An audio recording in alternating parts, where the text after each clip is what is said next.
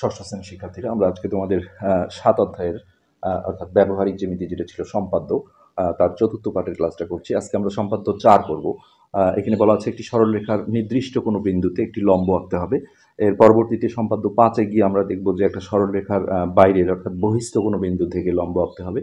আর এই সরলরেখা যেটা আছে এরই একটা নির্দিষ্ট বিন্দুতে অর্থাৎ এর মধ্যে যে কোনো একটা বিন্দু নিতে হবে, তার উপর একটা লম্ব আঁকতে হবে। খুবই এটা জরুরি বিষয় একটা। বড় ক্লাসে প্রত্যেক ক্লাসেই কিন্তু এই লম্ব আঁকার বিষয়টা প্রয়োজন হয়। তো এখানে আমরা রশ্মি না নিয়ে সরলরেখাই নেব, যেহেতু কোশ্চেনে সরলরেখা বলা আছে। তো সেক্ষেত্রে আমরা প্রথমে এটা কোনো মাপ লাগবে না, যে কোনো একটা সরলরেখা এ বি আমরা স্কেল দিয়ে নিয়েছি। তো তার উপর একটা পি, একটা যে কোনো বিন্দু ধরতে হবে এর উপরে যে কোনো জায়গায়। তো আমরা ধরলাম এই জায়গায়। তারপরেই এখানে তোমাদের হচ্ছে যে পেন্সিল কম্পাস দিয়ে লম্বটা আঁকতে হয়। তো সেক্ষেত্রে দেখো, প্রথমে এই পিকে কেন্দ্র করে এটাকে বলা হয় সুবিধাজনক ব্যাসার্ধ নিয়ে, বা যে কোনো মাপের ব্যাসার্ধ নিয়ে বলতে পারো। এটা তুমি প্রয়োজন মতো যে যতটুকু ফাঁক করে নাও, সমস্যা না। তো আমরা এরকম একটা মাপ নিচ্ছি। তো এইখানে ধরে একটা বড় করে বৃত্তচাপ দিতে হবে। এই পাশটা আমরা টাচ করাবো না, জাস্ট এই পাশে টাচ করিয়ে এরকম একটা বৃত্তচাপ দিয়ে নিতে হবে।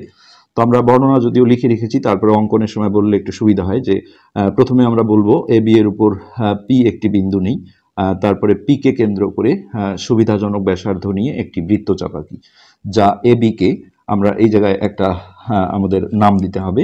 ধরলাম আমরা এখানে সি নামকরণ করলাম, তোমরা পেন্সিল দিয়ে দিবে। আমি আসলে এখানে কলম দিয়ে দিচ্ছি ভিডিওতে, যাতে ভালো দেখা যায় সেই জন্য।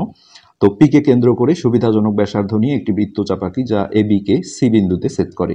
এখন যেখানেই ছেদ করবে সেখানেই আবার কাটা বসাতে হবে, অর্থাৎ সি কে কেন্দ্র করে ওই একই ব্যাসার্ধ নিয়ে, অর্থাৎ প্রথমবার আমরা যে সুবিধাজনক ব্যাসার্ধটা এই যে মাপটা নিয়েছিলাম, এই মাপেই মোট 5টা বৃত্তচাপ হবে, কেবল একটা হয়েছে। তো এখন হলো সি কে কেন্দ্র করে ওই একই ব্যাসার্ধ নিয়ে আরেকটি বৃত্তচাপ আঁকি। তো এই বৃত্তচাপটি আগের বৃত্তচাপকে, যেটা প্রথমে এঁকেছিলাম, এইখানে একটা নাম দিতে হবে, যেটা আমরা ডি নামকরণ করলাম। আগের বৃত্তচাপটিকে ডি বিন্দুতে ছেদ করে।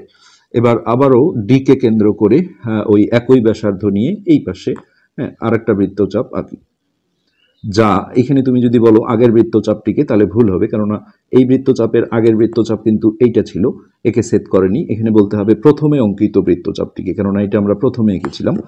তো ডি কে কেন্দ্র করে ওই একই ব্যাসার্ধ নিয়ে আর একটা বৃত্তচাপ আঁকি, যা প্রথমে অঙ্কিত বৃত্তচাপকে আমরা এখানে ধরলাম ই বিন্দুতে ছেদ করে। তো মোট দেখো 1টা 2টা 3টা হয়েছে, আরো 2টা বৃত্তচাপ হবে। এবার একবার ডি থেকে একবার ই থেকে। তো ডি কে কেন্দ্র করে ওই একই ব্যাসার্ধ নিয়ে, মানে প্রথমের ওই মাপটা নিয়েই একটা বৃত্তচাপ আঁকি। ঠিক একইভাবে আবার ই কে কেন্দ্র করে ওই একই ব্যাসার্ধ নিয়ে আরেকটি বৃত্তচাপ আঁকি। তাহলে এই বৃত্তচাপ দুটি পরস্পর আমরা যদি কিউ নামকরণ করি, নাম তোমরা যে কোনো দিতে পারো। এখন আমাদের হচ্ছে পি কমা কিউ যোগ করি। আমরা আগে বলেছি 2টা বিন্দু যোগ করলে কমা দিয়ে বলতে হয়। তো এটা যোগ করলেই কিন্তু এটা লম্ব হয়ে যাবে। তাহলে এই পি কিউটাই হলো এ বি এর উপর অঙ্কিত লম্ব। তো এটি ছিল অঙ্কন। আমরা বিষয়টা তোমাদের আরো একবার দেখাই, যে প্রথমে পি একটা বিন্দু নেওয়া হয়েছিল, তারপরে সুবিধাজনক ব্যাসার্ধ নিয়ে একটা বৃত্তচাপ দিয়েছিলাম। এই বৃত্তচাপটা এ বি কে সি বিন্দুতে ছেদ করেছিল। তারপর আবার সি কে কেন্দ্র করে ওই একই ব্যাসার্ধ নিয়ে আরেকটা বৃত্তচাপ এঁকেছিলাম, যা আগের বৃত্তচাপটিকে ডি বিন্দুতে ছেদ করেছিল।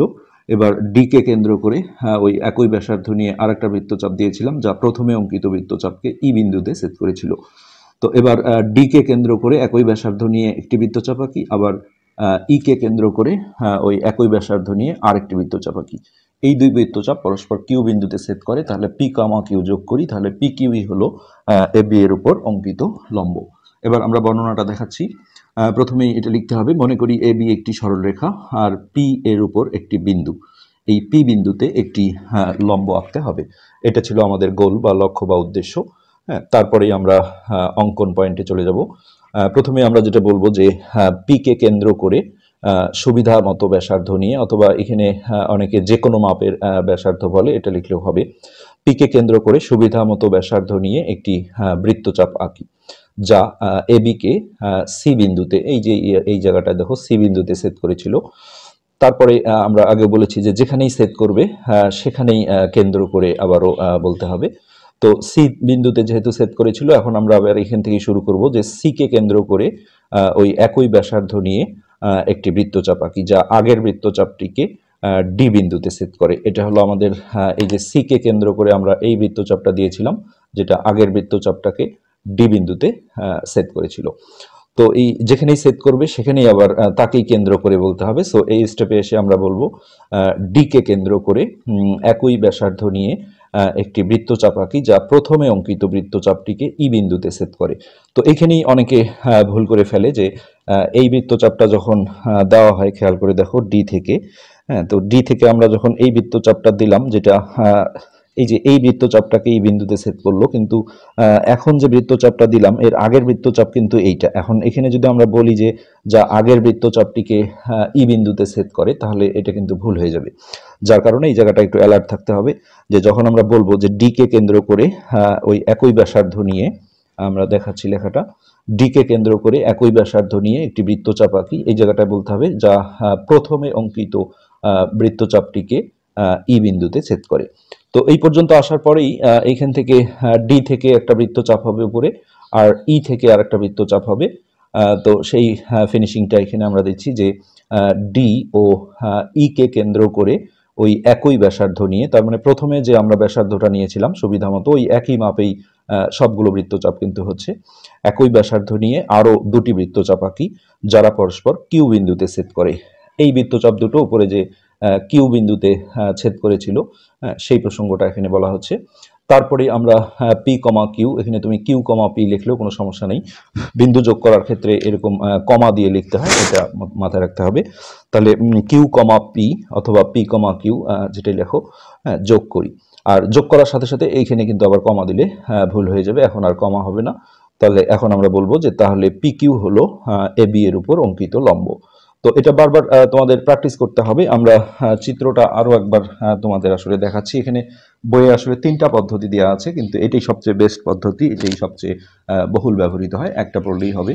তো এই পি কে কেন্দ্র করে আমরা যে কোনো মাপের বা সুবিধাজনক ব্যাসার্ধ নিয়ে এই যে প্রথমে একটা বৃত্তচাপ দিয়েছিলাম, এটা আসলে এই পাশে যেন টাচ না করে, তাহলে এই পাশেও লম্ব আঁকা যায়, কিন্তু দুই পাশে টাচ করলে এখন তুমি নেক্সট বার কোথায় যাবে, এটা একটা সমস্যা। তো সাধারণত এই ডান পাশে করলেই ভালো হয়। তো এটা সি বিন্দুতে সেট করেছিল, তারপর সি কে কেন্দ্র করে একটা বৃত্তচাপ দিলাম, যেটা আগের বৃত্তচাপকে ডি বিন্দুতে সেট করলো।